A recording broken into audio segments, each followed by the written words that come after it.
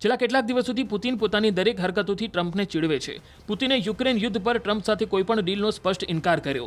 શાંતિ સોદો મુલતવી રાખવામાં આવ્યો ત્યારથી પુતિન સતત તાકાત બતાવી રહ્યા છે. રશિયન શસ્ત્રોનું વોર ટ્રેલર જોઈને ટ્રમ્પનું મન ખૂબ જ ગરમ થઈ ગયું છે. પુતિને રશિયા દ્વારા પરીક્ષણ કરાયેલા ટોર્પિડોને વિશ્વનું સૌથી વિનાશક પરમાણુ હથિયાર ગણાવ્યું. રશિયાની શૈતાન મિસાઇલ કરતાં વધુ વિનાશક છે પુતિનની ટોર્પિડો. સૌથી ડરામણી બાબત એ છે કે એકવાર પોસાઇડનનું ટ્રિગર દબાવી દીધું તો પછી સર્વનાશ થવાથી કોઈ પણ રોકી શકશે નહીં. But that's not all. You should know, yesterday we conducted another test of another promising system. This is the Poseidon unmanned underwater vehicle, also with a nuclear propulsion system. For the first time, we succeeded not only in launching it from a submarine using its booster motor, but also in igniting the nuclear propulsion system, which the vehicle used for a certain period of time. This is a tremendous success.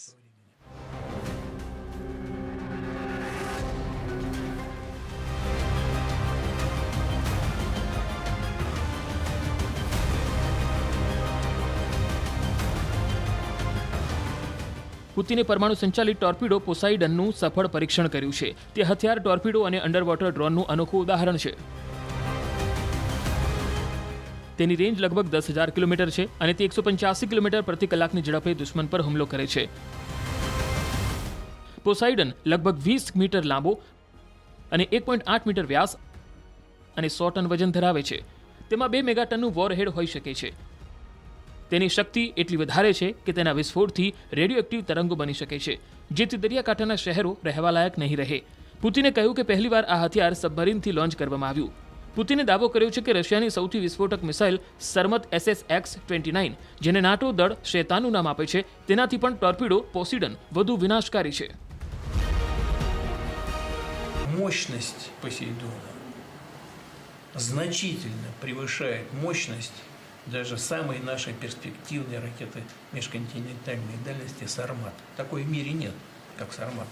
И у нас он еще на дежурстве не стоит. Скоро появится на дежурстве.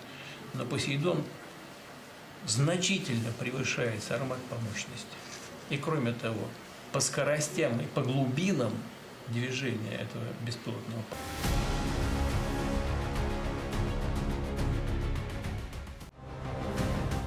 પુતિને રશિયાના નવા પરમાણુ હથિયારનું નામ Greek fighter પોસાઇડોન રાખ્યું છે. પુતિને તો પોસાઇડનને America અને નાટોની વિસ્તરણવાદી નીતિઓનો જવાબ પણ ગણાવ્યો. પુતિને કહ્યું છે કે પોસાઇડનની સૌથી મહત્વની વિશેષતા તેના હુમલાનો સમય છે. રાષ્ટ્રપતિએ દાવો કર્યો કે પોસાઇડનને દુશ્મનો પર હુમલો કરવામાં માત્ર થોડી મિનિટો અથવા સેકન્ડનો સમય લાગે છે. Вы делаете то, что делают ваши боевые товарищи, наши бойцы, офицеры. Это важнейший отдел, которым занимается сейчас страна, обеспечивает свою безопасность, безопасность наших людей на длительную перспективу. Но не менее важно то, что мы за решением вот этих важнейших текущих проблем все-таки не забываем и о совершенствовании и укреплении нашего стратегического потенциала. Тоже слышали наверняка, совсем недавно была испытана. પરમાણુ હુમલા અનેક કલાકો, દિવસો અને અઠવાડિયાની તૈયારીઓ પછી જ શક્ય બને છે. પરંતુ રશિયાએ હવે એક એવું હથિયાર બનાવ્યું છે જેના વડે પુતિન તેના દુશ્મનોને થોડીક સેકન્ડોમાં ભસ્મીભૂત કરી શકે છે.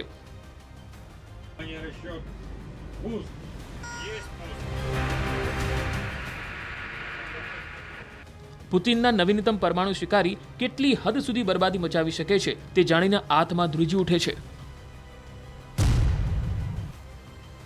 પોસાઇડન ટોર્પિડો 2 મેગાટન સુધીના વજનના પરમાણુ હથિયાર સાથે ફિટ કરી શકાય છે. તેના વિસ્ફોટથી સમુદ્રમાં એવા મજબૂત કિરણોત્સર્ગી તરંગો સર્જાય છે કે દરિયાકાંઠાના શહેરો સંપૂર્ણપણે નિર્જન બની જાય છે. રશિયન સેનાનો દાવો છે કે પોસાઇડન ટોર્પિડોના વિસ્ફોટથી લંડન જેવા 6 મોટા શહેરોને માત્ર 30 મિનિટમાં જ દફનાવી શકાય છે.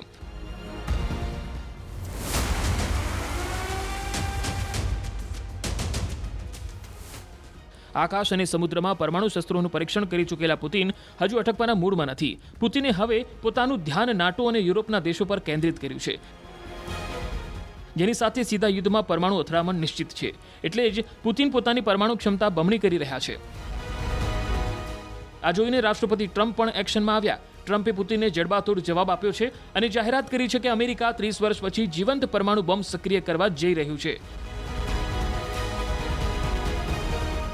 સુપર પાવરના વિશ્વના સૌથી ગુપ્ત શસ્ત્રોનું સ્થળ 51ને સક્રિય કરવા જઈ રહ્યું છે. ટ્રુથ પર પોસ્ટ કરીને ટ્રમ્પે કહ્યું કે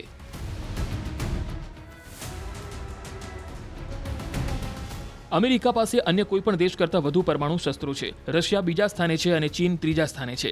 પરંતુ 5 વર્ષમાં તેઓ બરાબરી પર પહોંચી જશે. અન્ય દેશોના પરીક્ષણ કાર્યક્રમોને જોતા મેં યુદ્ધ વિભાગને સમાન સ્તરે અમારા પરમાણુ શસ્ત્રોનું પરીક્ષણ શરૂ કરવાનો નિર્દેશ આપ્યો છે. આ પ્રક્રિયા તરત જ શરૂ થશે.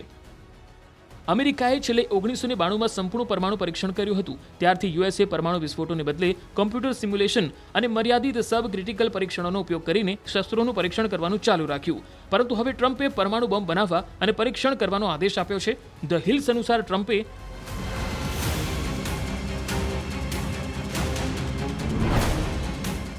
પેન્ટાગોનના અધિકારીઓને યુરેનિયમ 235 અને પ્લુટોનિયમ 239નું ઉત્પાદન ફરીથી શરૂ કરવાની સૂચનાઓ આપી છે.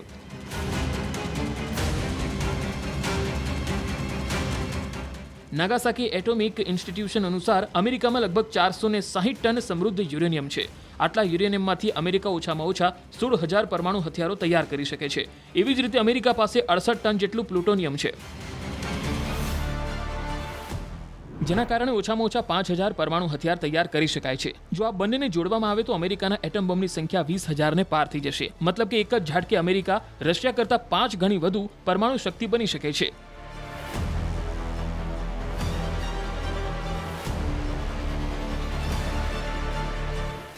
એક પરમાણુ બોમ્બ બનાવવા માટે સરેરાશ 25 કિલો સમૃદ્ધ યુરેનિયમની જરૂર પડે છે.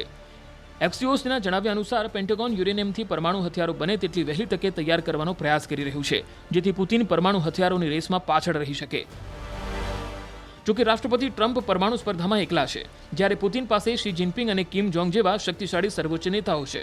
પુતિનના કારણે કિમ જોંગ ઉન પણ ટ્રમ્પને મળવા રાજી થયા નથી. એ જ સમયે ટ્રમ્પે કિમ સાથે મુલાકાત ન કરવાનું કારણ તેમના પોતાના વ્યસ્ત શેડ્યુલને ગણાવ્યું.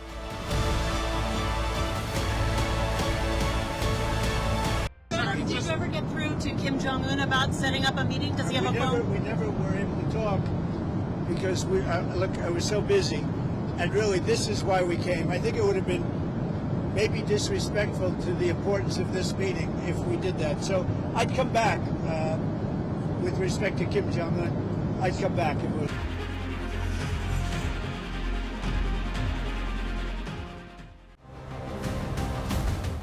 ટ્રમ્પને આશા છે કે કિમ જોંગ ઉન કોરિયામાં તેમનું ભવ્ય સ્વાગત કરશે, જ્યારે કિમે તેમની એશિયાની મુલાકાત દરમિયાન ક્રૂઝ મિસાઇલ છોડી છે. કિમ જોંગે પણ ન્યુક્લિયર રેસમાં પાછળ નહીં રહેવાની જાહેરાત કરી. જોકે કિમ માટે સૌથી મોટી મુશ્કેલી યુરેનિયમની વ્યવસ્થા કરવાની છે, કારણ કે પરમાણુ હથિયારો બનાવવા અંગે NPTનો બીજો નિયમ છે. આ અંતર્ગત કોઈ પણ દેશ પરમાણુ હથિયારો માટે બહારથી યુરેનિયમ કે પ્લુટોનિયમ ખરીદી ન શકે. આનો અર્થ એ થાય કે જો કોઈ વ્યક્તિ શરૂઆતમાં પરમાણુ હથિયારો બનાવવા માંગે છે તો તેની પાસે પોતાનું યુરેનિયમ અને પ્લુટોનિયમ હોવું આવશ્યક છે. પશ્ચિમી મીડિયાના અહેવાલ મુજબ કિમ પાસે હાલમાં 2000 કિલોગ્રામ યુરેનિયમ છે, જેમાંથી વધુમાં વધુ 47 પરમાણુ બોમ્બ બનાવી શકાય છે. પરંતુ કિમના તમામ પરમાણુ બોમ્બ પુતિનને ઉપયોગી થશે તે નિશ્ચિત છે. અત્યાર સુધી કિમ જોંગ ઉને દરેક યુદ્ધમાં રશિયાનું સમર્થન કર્યું છે. જો પુતિન ટ્રમ્પ યુદ્ધ શરૂ થાય તો કિમ જોંગ પુતિન માટે તેના તમામ પરમાણુ શસ્ત્રો બલિદાન આપી શકે છે. આવી સ્થિતિમાં જો ટ્રમ્પ પરમાણુ સંઘર્ષ ઊભો થવા ન દે તો તે વિશ્વના હિતમાં છે, કારણ કે જો પરમાણુ યુદ્ધ શરૂ થશે તો પૃથ્વીનું અસ્તિત્વ જોખમમાં આવી શકે છે.